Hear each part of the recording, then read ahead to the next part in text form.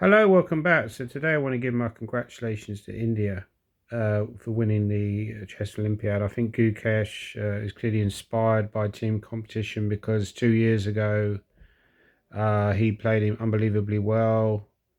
However, he did lose a game in that competition. This time he didn't lose any games, and Aragazzi also performed incredibly well. They're almost like two PlayStation characters. The level that they played at was phenomenal. I think what you could say though is that the opponents, I think they kind of played into their wheelhouse almost, like in the sense that they played into all these boring positions, and somehow Gukesh was getting slightly better position, and then he's very good grinder, and same with Aragazzi. So I think if you're going to force a mistake out of them, maybe you have to take a more of a risk and play like more kind of attacking chess. That's the only thing I would say. But other than that, you can't really fault their performance. It's almost like a perfect performance. Like, how can you do better than that? You can't do better than that. It's phenomenal. So I think it really dates back to when Vishy Anand put together this team of juniors and to work together with his company. That he modelled it on the old Russian school of chess and brought in people like Kramnik actually. So when you saw Kramnik coaching people like Gukesh and Pragananda and Nilhai Sarin. Nilhai Sarin weirdly has kind of fallen behind in the pecking order when he was actually at the front. That's what Vishy was saying. So I think Vishy really was the kind of brainchild behind this, and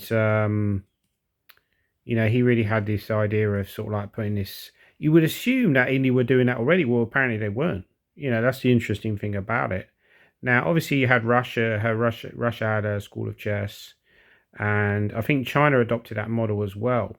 So with China, a lot of the better female players would train. I think with the 2700s, I believe. And I'm not sure if that's true or not, but so that's often what's brought them on. Because obviously, if you're training with players who are very high level, you know, with all due respect to everyone else, I think I would be a high rated player if I was training with Magnus Carlsen every day or Gary Kasparov every day, but I'm not, obviously, because I can't afford to. But I'd probably be I'm not saying I'll be a world beater, but I'm saying I'll be a better player.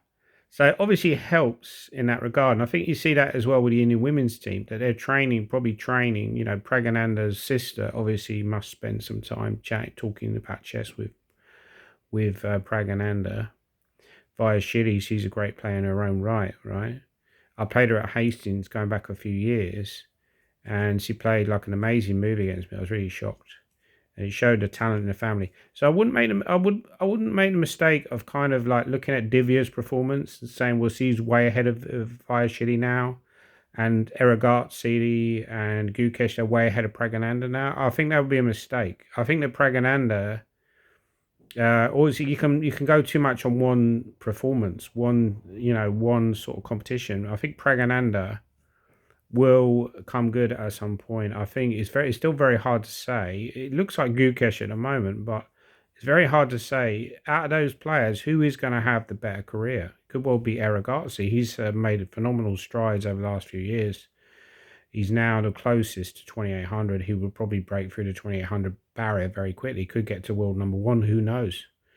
Imagine. So a very interesting dynamic now that Magnus Carlsen potentially might be threatened by these. We haven't really had anyone really putting it up to him, but now he's potentially going to be threatened over the next 2 or 3 years by these players. Potentially could knock him off the world number one spot. Someone made a point in the comments that England are like not doing that great, but considering our population, when you compare us to like Uzbekistan and countries like Armenia who've done it phenomenally well in team chess competitions. However, I would say that overall we're not doing too badly. I mean, you look at where we finished in the medal table. We're finishing quite close to other large European nations like Germany, Netherlands, France. We're not a million miles away from them. Poland, So I think you can probably go on too much about the England performance. I think what we do need is we probably need fresh blood in that team. People mention that Michael Adams could potentially maybe be dropped, but I don't really agree with that because at the moment he's well over 2,600. He's 2,650. I mean, don't forget a few years ago we were talking about Adams as being the clear number one in England, and now people are talking about dropping him from the team. But he is getting older now, so there is a potential for someone like Shreyas Royal to come into the team. Maybe as soon as next year. I wouldn't be surprised if either next year or in 2 years' time, definitely in 4 years' time, Shreyas will definitely be a fixture in the list. Whether he'll be higher rated enough in 4 years' time to say, sorry, in 2 years' time to knock a 2,700 player or sorry 2,650 player out of the team isn't that clear. Because let's say he got to 2,570 in 2 years' time, would that necessarily mean that he should get in ahead of, say, Luke McShane, who might be, say, 26.15 at the time? Or Michael Adams might be 26.30 at the time?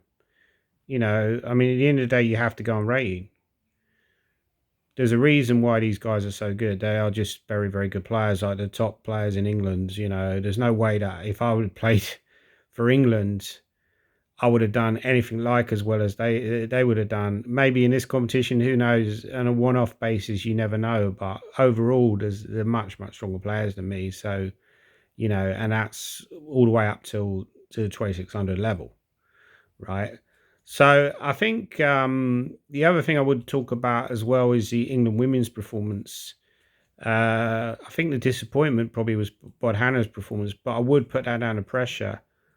Speaking from personal level, when I played for England Europeans, there was a lot of pressure. I seemed to handle it fairly well. But when I played for Olympiad, I felt the pressure even more there. And it just ramped up a notch. And I think with Bodhana, there's been a lot of pressure put on her. I think the problem that I think with when it's related to Bodhana is people regard her as the most promising player, but that already puts extra pressure. You know, rather than say one of a number of players, they're really kind of hyping her up, and I think that's dangerous. And I think we've seen that in this performance because she didn't play anything like as well as she can play. I think she kind of felt the pressure. I think she will play a lot better in the future. I hope, because she's probably going to be a fixture in the women's team for quite some time. But I think eventually she's going to be getting to the Open team. So I think England, in not necessarily in 2 years' time, but if you look further down the line, if you can go 8 years ahead, we're probably going to be in a similar spot to India. Maybe not quite as strong, but we're going to have people like Shreyas Royal will be a regular fixture on the team by then, and then we're going to have Ethan Pang and Bodhana, and maybe somebody else like a Supratit Banerjee. You know, people like that, Stanley Badasconi, are potentially going to be in the team at that point. Potentially going for the places of the 2650s who are going to be that bit older. I think by that point, you're going to like someone like Michael Adams is probably going to be out of the team by that point. Maybe Luke McShane, they could threaten his place. They could threaten Gawain Jones's place. Viti Ugov, we don't know what's going to happen with Viti Ugov. Will he stay with England or will he necessarily? He hasn't had a very good performance here, but overall he's got, you know, amazing amount of ability. He can't win the Russian championships.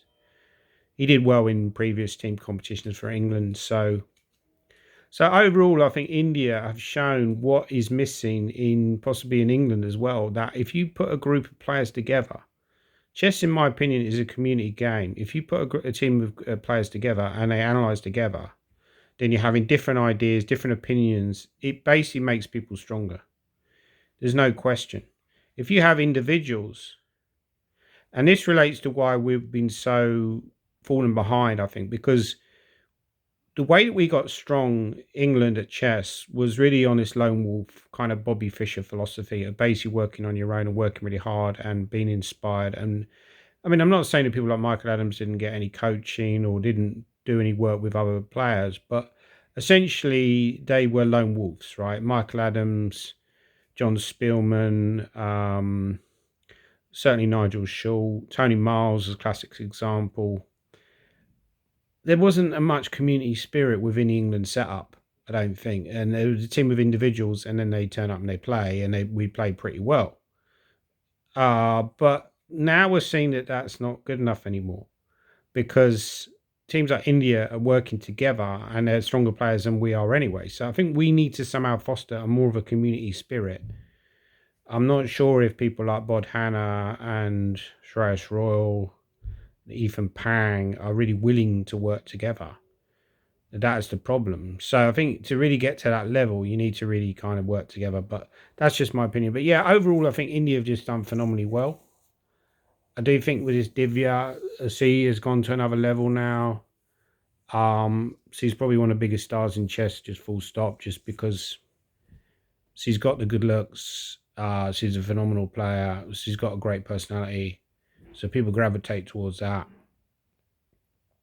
I think Vijay is another phenomenal player. Don Rika on board one played a great game today. Although opponent played a very strange move at some point in the end game. I don't know why she didn't just go rook d2, because you go rook d2 and then you wipe out the queen side and you're left with 3 versus 2. And maybe she didn't want to suffer in a 3 versus 2, but rook d7 just keeps the game going. I think Vishyana made a very good point. I remember watching the candidates commentary, and he made a very good point in one of the games. He said, look, sometimes in these kind of end games where you're worse, you just have to lock in the draw. You make sure of the draw. But if you allow the game to keep going, then at some point you start regretting the fact that you didn't lock in the draw. And I think that's what happened in that game. But overall, she showed great technique. I mean, to really get to that level, you've got to have phenomenal endgame technique. We saw that yesterday with Vachila Grab beat Vita Yugov in a really instructive endgame, and Vita Yugov did the same today to his opponents. So, to be a cut above, you've got to have that endgame skills. Anyway, those are my thoughts. Leave your thoughts down below. I do think that India will dominate the Olympiad for maybe the next 20 years. By the way, there was an interesting point made by Wesley So when he mentioned how if Nakamura played, America would have won easily. I don't agree with that. I think the way India performed, I think that's kind of like a sour grapes comment, to be quite totally honest. I do think Wesley So is a very good, strong player. I think he's one of those people who've had a little bit of a down period, but it seems to be coming back now and starting to show better form. But it seems to be a very strange comment because A, we already know Nakamura doesn't want to play the Olympiad, and B, even if he did come back, India are so strong and they're only going to get stronger. There's more juniors coming through every single day, right? Just phenomenal numbers. Same probably with China as well.